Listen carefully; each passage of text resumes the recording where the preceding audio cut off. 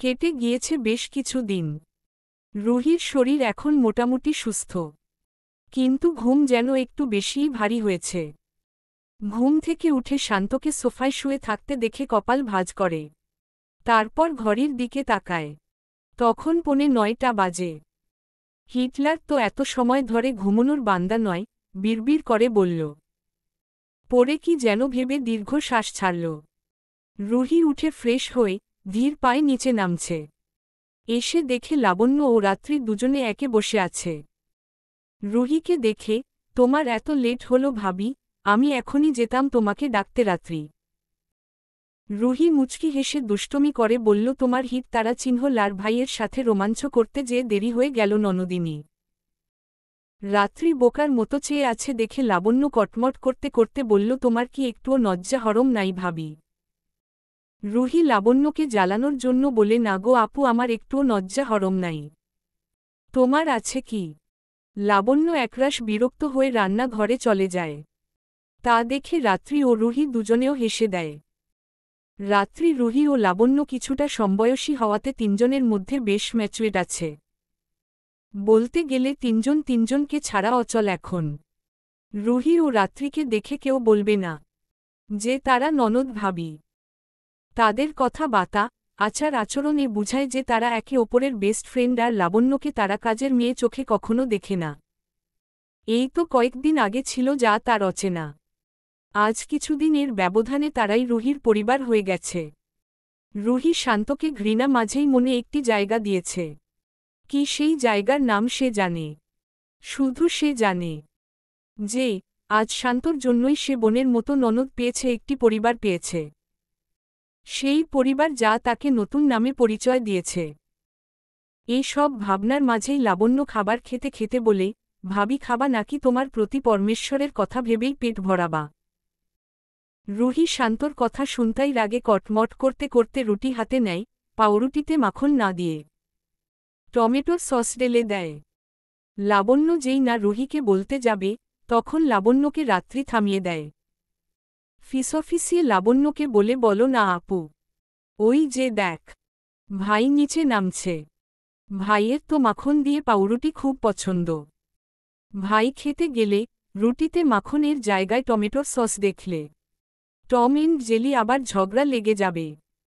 রাত্রি ও লাবণ্যর ফিসফিস করে কথা বলা দেখে রুহি গা দুলিয়ে রসিকতা করে বলতে লাগল, আমার জীবন ধন্য হল স্বামীর আদর পাইয়া। কত মানুষ আফসোস করে আমার দিকে চাইয়া। টাকা পয়সা সোনা দানায় কোন শান্তি নাই। চেয়ারের শব্দে থেমে যায় রুহি। ঘাড় ঘুরিয়ে দেখে শান্ত চেয়ারে বসে প্লেটে রুটি তুলে নিচ্ছে। লজ্জায় রুহি পাথরের মতো দাঁড়িয়ে থাকে। মনে মনে নিজেকে হাজারটা গালি দেয়। শান্ত এ সময় নিচে খেতে আসবে জানলে রুহি গান গাওয়া তো দূর খেতেই আসত না। রুহি কাঁদো কাঁদো অবস্থায় শান্ত কি ভাববে তাকে, আর সে গান পেল না গাওয়ার জন্য। ভেবেই লজ্জায় হাত পা ঠান্ডা হয়ে যাচ্ছে। লাবণ্য ও রাত্রি মুখ চেপে হাসছে। লাবণ্য রাত্রি হাত ধরে টেনে বলে, রাত্রি আফা চলো না ছাদে আমের আচার শুকাইতে দিয়ে আইসি। এখনই উল্টাই দিতে হইব, না হলে ভালো করে শুকাইব না। রাত্রি হয়তো এরকম কিছুই চাইছিল। লাবণ্যের বলা দেরি হয়েছে, কিন্তু রাত্রির যেতে দেরি হয়নি। এক লাফে উঠে লাবণ্যের হাত ধরে সিঁড়ি বেয়ে উপরে চলে যায় রাত্রি। তাদের যাওয়ার পানে অসহায় দৃষ্টিতে চেয়ে থাকে রুহি। তারপর সেও তাদের পিছু হাঁটতে গেলে ওড়নায় টান পড়ে হঠাৎ কিছুর আভা পেতেই রুহির শরীর ঝাঁকুনি দিয়ে উঠে। পায়ের তলায় শিরশির অনুভব করে। গা কাঁপে। পিছনে না তাকিয়ে রুহি বলে, কি করছেন? হারুন প্লিজ। বলেই পিছবে ঘুরতেই দেখে শান্ত নীরবে বসে খাচ্ছে। তার পাশে যে কেউ আছে সেদিকে তার গুণাক্ষেরও ভাবান্তর নেই। রুহি আরেকবার লজ্জায় পড়ে যায়। রাত্রি ও লাবণ্যকে জ্বালাতে গিয়ে সেই নিজেই সেই জালে ফেসে গেল। রুহির অবস্থা প্রায় কান্না করার মতো, অনেক কষ্টে চেপে রেখেছে। কার মুখ দেখে যে সে সকালে উঠেছিল? ওহ হে, এই হিটলারের মুখ দেখে উঠেছিল। তার মুখ দেখে উঠলে এমনি হবে। শান্ত টিস্যু দিয়ে হাত মুছতে মুছতে বলল, এই রুটিটা তুমি বানিয়েছ? রুহি আহাম্মকের মতো চেয়ে আছে। শান্ত এবার একটু জোর গলায় দাঁতে দাঁত চেপে বলল, এই মেয়ে একবার বললে কানে শুনো না। রুহি কেঁপে উঠে, এবার রুহি কান্না করে দেয়। শান্তর সামনে লজ্জায় পড়তে হয়েছে, আবার শান্তর ধমকিতে কেঁদে দেয় রুহি। রুহির কান্না দেখে একরাশ বিরক্তি নিয়ে বলে, এত অধৈর্য হলে চলবে কেমন করে? টেনশন করো না, আমি তোমার জীবন আজ রাতে এসেই ধন্য করব। শান্তর এমন কথায় রুহির কান্না থেমে যায়। রুহি বুঝতে পায় শান্ত কেন এমন কথা বলছে। এরই মাঝে শান্ত আবার বলে, আর আমি সিনেমার হিরো নই যে হিজড়াদের মতো তোমার ওড়না ধরে টানব। আর আমি ওইসব বাতারা চিহ্নের টানাটানিও পারি না। আমি জাস্ট খুলতে জানি। কিভাবে খুলব বুঝতে পারছ না? চেও অবশ্য না বুঝারই কথা, তোমার ছোট মাথায় শুধু চুলে আছে, কিন্তু মাথার ভিতরে গোবর ছাড়া কিছু পাওয়া যাবে না। সমস্যা নেই, রাতে এসে বুঝিয়ে দিব। একটা শয়তানি হাসি দেয় শান্ত। তারপর রুহির কানের কাছে এসে ফিসফিসে বলে, বাই, সে ইউ বেবি। শান্তর ভারী নিঃশ্বাসে রুহির ধম বন্ধ হয়ে আসে। শান্ত যে তাকে কিসের ইঙ্গিত সেটা বুঝতে পেরেই গায়ের ওড়না চেপে ধরে রুহি। রুহি এতটাও ছোট নয় যে শান্তর কথা বুঝবে না। এতটুকু বোঝার জ্ঞান ও ক্ষমতা তার রয়েছে। শান্তর যাওয়ার পানে তাকিয়ে আছে রুহি। লাবণ্য ও রাত্রির সাথে রুহি সকালের বিষয় নিয়ে রাগ করে রুমে বসেছিল। রাত্রি ও লাবণ্য অনেক বুঝিয়ে শুনিয়ে মানিয়েছে রুহিকে। শান্ত অফিসের সকল কাজ শেষ করে বাড়ি ফিরার জন্য। আদিত্য বলে তার অন্য কাজ আছে। আদিত্য ও মেনে নেয়। এরই মাঝে শান্তর কেবিনের সামনে তার পিয়ন এসে সালাম দেয়। শান্ত সালাম নেয়, মনে কোনো কথা বলে না, শুধু প্রশ্নায়ু দৃষ্টিতে তাকিয়ে থাকে। শান্তর কথা বুঝতে পেরে লোকটি বলে, স্যার আপনার সঙ্গে একজন দেখা করতে এসেছে। আপনি পারমিশন দিলে আমি ভিতরে আসতে দিব। শান্ত কিছু ভেবে হাতের ইশারায় সম্মতি জানাই। লোকটি আবারও সালাম দিয়ে চলে যায়। 2 মিনিট পর একটি ছেলে নক না করে কোন পারমিশন ছাড়াই হেলে দুলে ভিতর প্রবেশ করে। শান্ত ছেলেটিকে দেখে চিনতে বিন্দুমাত্র ভুল হয় না। ছেলেটি কোন কথা না বলেই দৌড়ে এসে শান্তকে জড়িয়ে ধরে, কিন্তু এতে করে শান্তকে কোনো ভাবান্তর দেখায় না। শান্ত আগের না স্টিল দাঁড়িয়ে থাকে। ছেলেটি শান্তকে জড়িয়ে ধরে বলে, সরি ভাই, এবারের মতো মাফ করে দে, এরকম ভুল আর হবে না। অনেক তো হল। শান্ত ছেলেটির থেকে নিজেকে ছাড়িয়ে নেয়। এতদিন এর মান অভিমানে তাদের দুজনকে 5-5টি বছর আলাদা থাকতে হয়েছে। তাই শান্ত ঠান্ডা কণ্ঠে বলে, তুই পারবি আমার 5টি বছর ফিরিয়ে দিতে? ছেলেটি করুণ দৃষ্টিতে তাকায়। তারপর কাপা গলায় বলে, মানুষ তো ভুল করে, কেউ জেনে বা কেউ না জেনে। আমিও করেছি, তবে সেটা না জানে। কিন্তু সেই ভুলের সাজা যে তুই আমাকে এভাবেই দিবি আমি কখনো ভাবিনি। ছেলেটি হাঁটু গেড়ে বসে বলতে লাগে, কান্নারত কণ্ঠে বলতে লাগে, সরি দোস্ত, আর হবে না। আই সোয়ার, এরকম আর কখনো করব না, প্রমিস। ছেলেটির কান্নায় হয়তো হৃদয়হীন নামক শান্তর মন গলল একটু, তবে সে এখনও সেই আগের মতোই শক্ত। ছেলেদিকে এক টানে উঠিয়ে বলতে লাগে, আমার অফিসে সোফা আছে, সেখানে গিয়ে বসো। আমার সামনে মরা কান্না না কেঁদে বাথরুম গিয়ে কান্না কর বেহহকু। ছেলেটি হেসে দেয়। আজ 5টি বছর পর তার একমাত্র কলিজার বেস্ট ফ্রেন্ড রাত ভাগ্যাতে সক্ষম হয়েছে, সে এটা ভেবেই উঠে পড়ে। ছেলেটির নাম আদি। শান্তর একমাত্র বেস্ট ফ্রেন্ড। একদিনের মানবিমানে শান্ত 5 বছর দূরে ছিল আদির থেকে। আদিত্য তাদের দিকে চেয়েছিল অভাগ দৃষ্টিতে। শান্তর মতো মানুষেরও যে বেস্ট ফ্রেন্ড থাকতে পারে তার ধারণায় ছিল না। আদির কাছে সব শুনে আদিত্য শান্তকে যতটা অকরোখা ভাবত সে এতটাও নয়। এতক্ষণ ধরে আদিত্যর সাথে গল্প করল আদি। আদিত্য ইউএসএতে তার বাবার ব্যবসা সামলায়, কিন্তু কিছুদিনের ছুটিতে চলে আসে প্রিয় বন্ধুর কাছে। শান্ত ও আদি ড্রিঙ্ক করছে। আদিত্য দাঁড়িয়ে আছে। আদি সজ্ঞানে থাকলেও কিন্তু শান্তর মাথা ঝিমঝিম করছে। চোখে ঘোলা দেখছে। একটা মানুষকে কয়েকটা দেখছে। শান্ত ড্রিরক করতে চায়নি, আদির জোরাজোরিতে করতে হয়েছে। শান্ত যে কখনো ড্রিরক করে নাই তা নয়, করেছে। তার ড্রিঙ্ক করার সাথেই ছিল আদি, তাদের সম্পর্কে ঝামেলা হওয়াতে তারা আলাদা হয়ে যায়।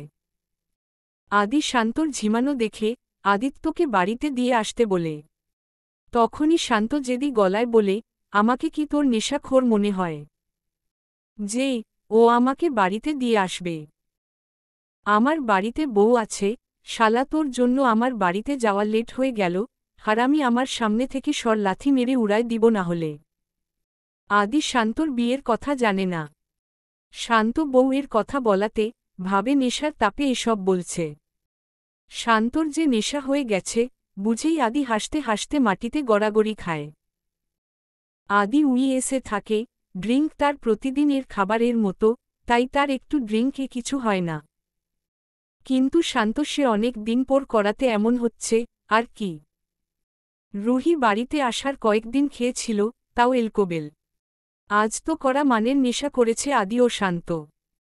আদির হাসি দেখে শান্ত রেগে মেগে যেই উঠে আদিকে মারতে যায়। অনেকগুলো আদি কোনটা সত্যি আদি ভাবতে যেয়ে রেগে যায় শান্ত।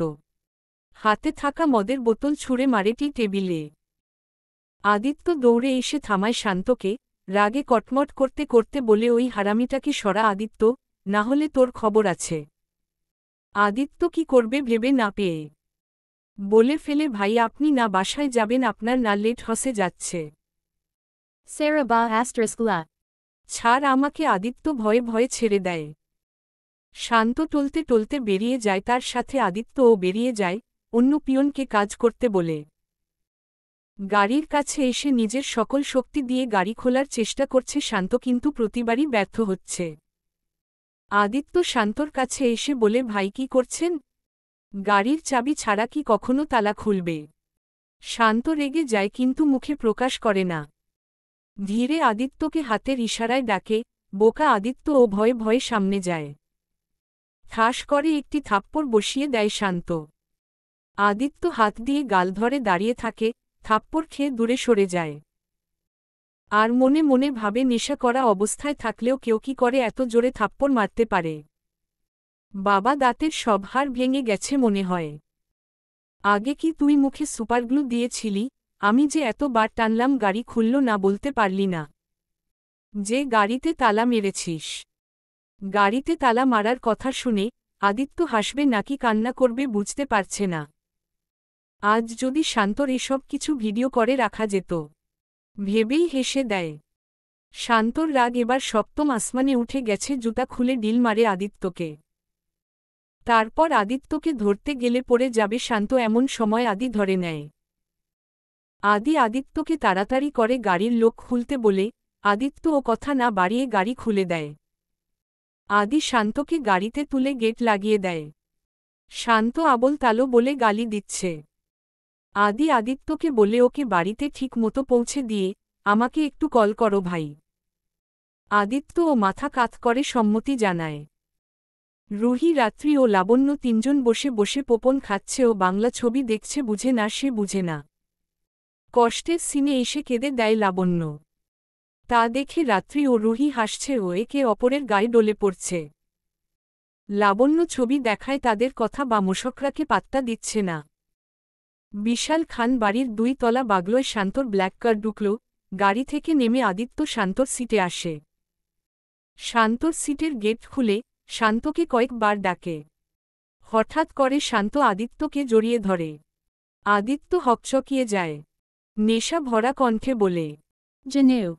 Come. Shri for Dilette. উম্মাহ বেবি। আদিত্য ভেবাচেকা খেয়ে যায়। শান্তর থেকে ছাড়া পাবার জন্য ছটফট করে। উমম, অরি নর না বেবি। কাছে আসো, আজ আমি ফুল মুডে আছি।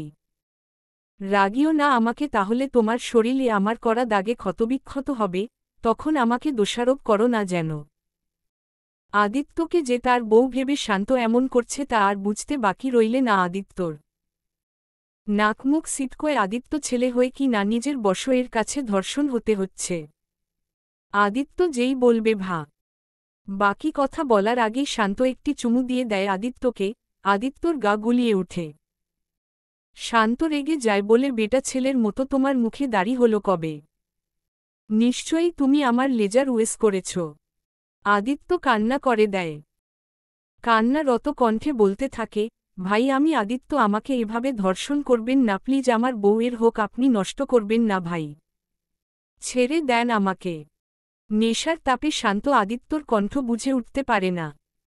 তাই বলে উঠে, তোমার কণ্ঠ এরকম আদিত্যর মতো লাগছে কেন? তুমি বললেই হলো, তুমি আদিত্য মোশকরা করো আমার সাথে। আদিত্য কান্নারত কণ্ঠে বলে, ভাই সত্যি বলছি, আমি আদিত্য, ছেড়ে দিন প্লিজ। এই ছলনাময়ী মহিলা, আমি নেশা করেছি ঠিকই, কিন্তু তোমার কণ্ঠ চিনতে ভুল আমি জীবনেও করব না। আজ যতই চালাকি করো না কেন, আমার হাত থেকে নিস্তার নেই তোমার। বলেই আদিত্যকে পিঠে তুলে নেয়। আর এদিকে আদিত্য যেই চেঁচাতে যাবে সেই শান্ত বলে দেয়, তুই যদি একটুও শব্দ করি সরি মাথার উপর তো আসিস একটি আছাড় মারব। আদিত্য থেমে যায়, কারণ শান্ত যা বলে তাই করে, এখন যদি সত্যি সত্যি আছাড় মারে ওকালে প্রাণটা যাবে তার। শান্তর বিশ্বাস নেই, এখন শুধু আল্লাহকে ডাকা ছাড়া তার আর কোনো উপায় নেই।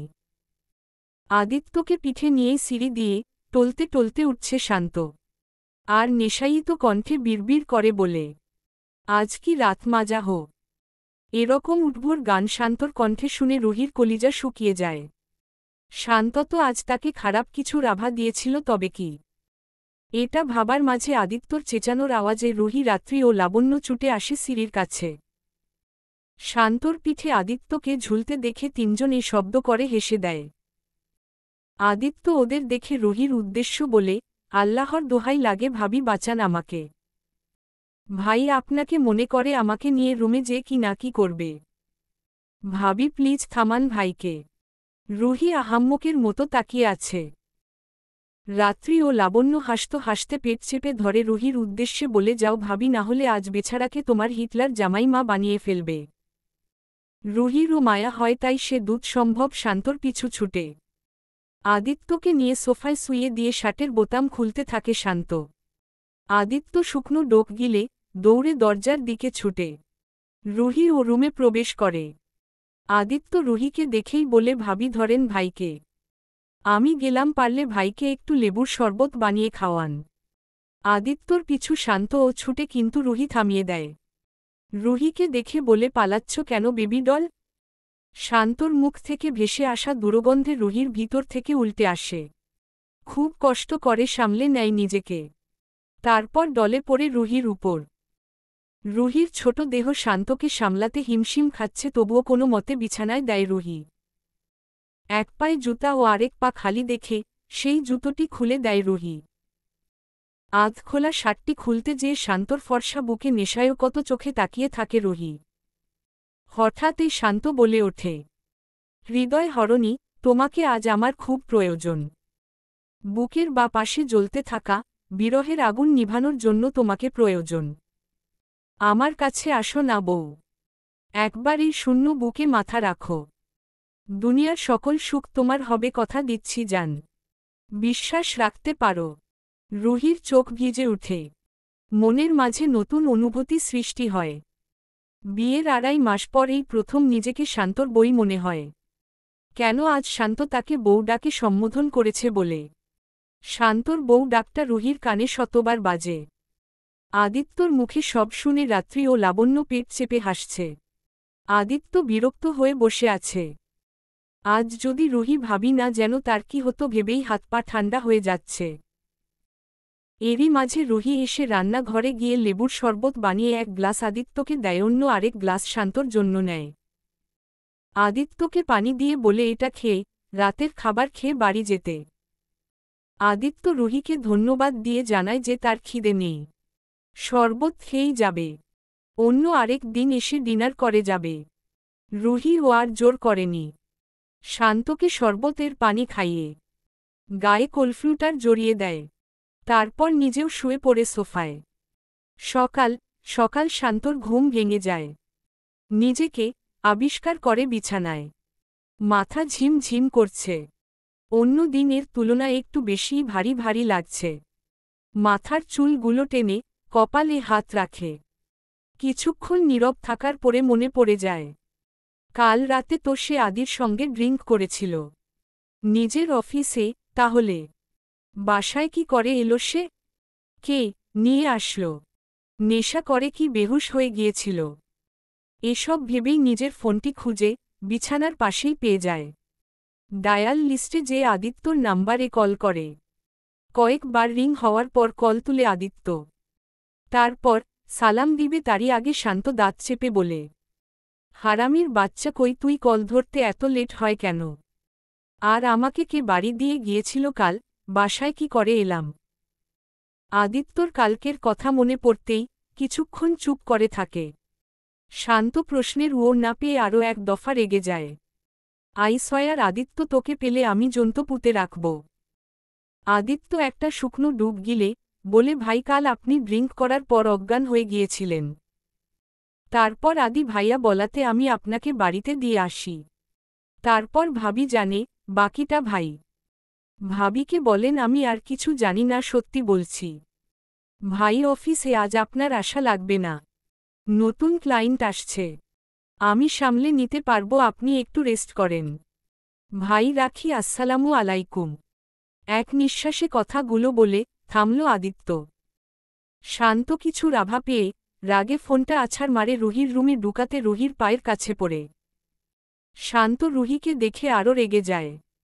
রাগে দুঃখে কাঁথা গায়ে জড়িয়ে নেয়। শান্তর অযথা আচরণে রুহি পাত্তা দিল না।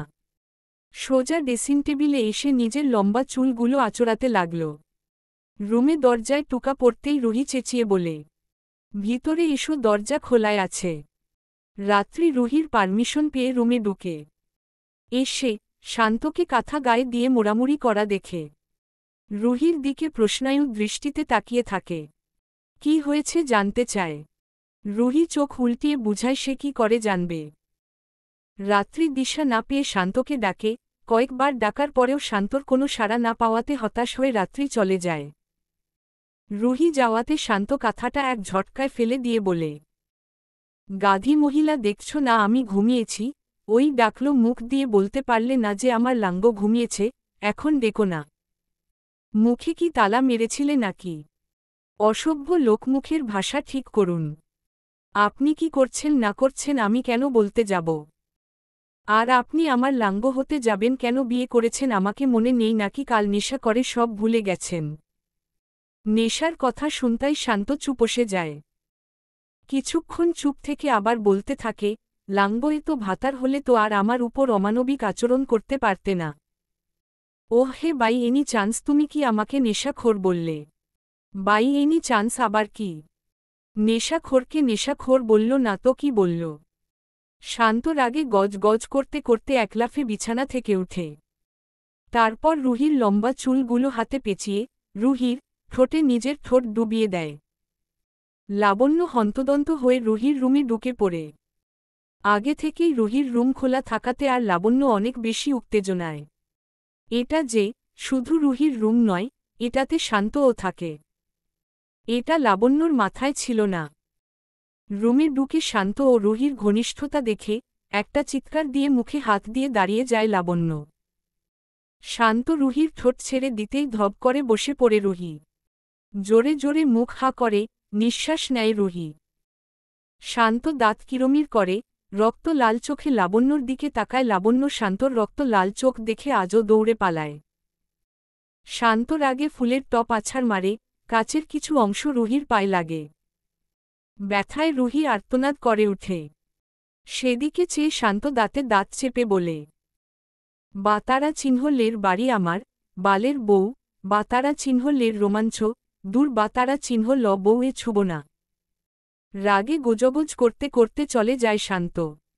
রুহি লাবণ্যের জন্য বেঁচে গেল। আজ লাবণ্য না আসলে শান্তর হাত থেকে নিস্তার ছিল না তার। লাবণ্যকে ধন্যবাদ দিবে ভেবেই রুহির লজ্জায় মুখ নাক লাল হয়ে যায়। সে তো লাবণ্যর সামনে লজ্জায় দাঁড়াতেই পারবে না, তাহলে কিভাবে ধন্যবাদ দিবে? আজ ২৬শে মার্চ, রাত্রি জন্মদিন। কাল মূলত এই কথা বলার জন্যই লাবণ্য রুহির কাছে হন্তদন্ত হয়ে ছুটে গিয়েছিল। খান বাড়ির বিশাল বাড়িতে রাত্রি জন্মদিনের রাজকীয় আয়োজন করেছে শান্ত। যাই হোক না কেন, খান বাড়ির এ মেয়ে তার জন্মদিন কি আর যে সেভাবে পালন করা যায়? এটা যে প্রথম এমন নয়। রাত্রি প্রত্যেক জন্মদিন এভাবে পালন করা হয়। আর সেই সমস্ত আয়োজন আদিত্য ও শান্ত করে। হাজার হাজার গেস্ট এসেছে। শান্তর সহকর্মী ওই শহরের একমায় নামকরা মাফিয়া কিং আহরাফ তাশফিল খান শান্ত। তার একমায় বোনের জন্মদিনে হাজার কয়েকশো গেস্ট, না হলে কি হয়। শান্ত সেফটির জন্য কয়েক হাজার গার্ড বাড়িয়ে দেয়। এখানে যেমন শান্তর গেস্ট আসবে তেমনি মুখোশ পরা সেও আসবে, কিন্তু তা গোপনে। Santa. রাত্রি ও রুহিকে নিয়ে কোনো রিস্ক নিতে চায় না বলেই এত সেফটি। আজ রাত্রি রুহিকে জোর করে লেহেঙ্গা পরিয়ে দেয়। যতই হোক সে তার ভাইয়ের বউ। তার ভাই শহরের একজন নামকরা ব্যক্তি। এখানে অনেক মানুষ আসবে, অবশ্যই রুহিকে শান্তর নামে চিনবে। রাত্রি রুহি লেহেঙ্গা পরাতে লাবণ্যকেও রুহি জোর করে একটি লেহেঙ্গা পরিয়ে দেয়। তিনজনে একদম পারফেক্ট সেজেগুজে রেডি হয়ে সিঁড়ি দিয়ে নামে। এমন সময় আদি শান্ত দাঁড়িয়ে বিয়ার খাচ্ছিল। রাত্রিকে দেখেই শান্তকে বলে, ওই দেখ তোর বার্থডে কুইন এসে গেছে। শান্ত আদির তাহের ইশারায় অনুসরণ করে দৃষ্টি মিলায়। তখনই আদি বলে, ভাই রাত্রি পাশে ওই মেয়েটাকে রে, হেব্বি দেখতে তো, মাইরি পুরাই আগুন। শান্ত অগ্নি দৃষ্টিতে তাকায় আদির দিকে। আদি শান্তর রক্তসিদ্ধ চোখ দেখে বলে, আরে ভাই হাইপার হচ্ছিস কেন? ভুল কি বললাম? রাত্রি রুহিকে টানতে টানতে শান্তর কাছে নিয়ে যায়। রাত্রি শান্তর কাছে গিয়েই বলে, ভাই কেমন লাগছে? শান্ত কিছু বলে না, শুধু বাঁকা চোখে রুহির লজ্জা মাখা মুখের দিকে তাকিয়ে থাকে। কি নিষ্পাপ মায়াবী মুখ, চোখগুলো টানা টানা, মুখে হালকা মেকআপ, লম্বা চুল, দেখতে কোনো অপসরার মতো লাগছে। শান্ত নেশায়িত চাহনিতে তাকিয়ে থাকে রুহির দিকে। এদিকে শান্তর কোনো ওর না পেয়ে রাত্রি খানিকটা ব্যথাতুল দৃষ্টিতে তাকায় শান্তর দিকে। রুহির দিকে শান্তকে তাকিয়ে দেখে মুচকি হাসে রাত্রি। তার প্ল্যান্ট কাজে লেগেছে ভেবেই বিজয়ের হাসি দেয়। ওকে বলছো কেন? ওর চয়েজ আছে নাকি সারাক্ষণ গোমরা মুখ করে থাকে? আমাকে বলে, আমি বলছি তোমাকে ভীষণ সুন্দর লাগছে, পাশে থাকা ওই অসম্ভব সুন্দরীকেও সুন্দর লাগছে। রুহি লজ্জায় রাত্রি হাত চেপে ধরে থাকে। রাত্রি একগাল হেসে বলে, থ্যাঙ্কস ইউ ভাইয়া। আদি মুচকি হেসে রুহিকে বলে, তো সুন্দরী তোমার নাম কি জানতে পারি? ওপর পাশ থেকে শান্ত বলে উঠে, না। আদি কপাল কুঁচকে প্রশ্ন করে, কেন? শান্ত কিছু ভেবে বলে, ওর নাম শুনবি? বাট তোর কাছে নয়, তুই যা তো ভাই। আদি শান্ত হাত মুষ্টিবদ্ধ করে, কিছুটা অধিকার নিয়েই রুহির হাত চেপে ধরে নিজের কাছে দাঁড় করাই। তা দেখে আদি কপাল ভাঁজ করে। রুহিও অভাগের চরমসীমায় পৌঁছায়। হঠাৎ শান্তর অদ্ভুত আচরণ বুঝে উঠতে পারে না। রুহিকে কাছে এনে বলে, মিসেস অরিবা শান্ত খান। রুহির চোখ চিকচিক করে উঠে। শান্তর মতো মানুষ যে তাকে এভাবে সম্বোধন করবে তা কখনো কল্পনাও করেনি রুহি। মোশকরা করার জায়গা পাস না? না। তোর ক্যারেক্টার এত খারাপ হলো কবে? সুন্দরী মেয়ে দেখলেই বউ বানিয়ে দিতে মন চায় বুঝি? আদির কথায় রুহির ধন ভাঙে। আদির কথায় রাত্রি বলে উঠে, আদি ভাইয়া। ভাইয়া ঠিকই বলছে, রুহি ভাবি ভাইয়ার বউ। রুহি মাথা নিচ করে দাঁড়িয়ে আছে। রাত্রি কথায় আদি কিছুটা বিশ্বাস করলেও পুরোপুরি বিশ্বাস করেনি। তাই রুহির দিকে তাকিয়ে বলছে, তুমি কি শান্তকে বিয়ে করেছ? রুহি কি বলবে ভেবে পাচ্ছে না, লজ্জা ভয়েও জড়তা কাজ করছে তার মাঝে। আবার ও না দিয়েও থাকা যাবে না, তাই ছোট করে উত্তর দেয় হুমম। রুহির কথায় আদি বিশ্বাস করে। তারপর মোশকরা করে, বলো তাহলে তো হলই। বন্ধু আমার আগে বিয়ে করে একদম ঠিক করিসনি। আসসালামু আলাইকুম ভাবি জান, আমি আদি, আপনার গুণধর স্বামীর একমাত্র বেস্ট ফ্রেন্ড। রুহি ধীরে সামালের উত্তর দেয়। তার ভীষণ অস্থির লাগছে। শান্ত রাগে কটমট করতে করতে বলে, ছাগল কোথাকার বলেই রুহিকে নিয়ে উপরে হাঁটা ধরে। Caleb.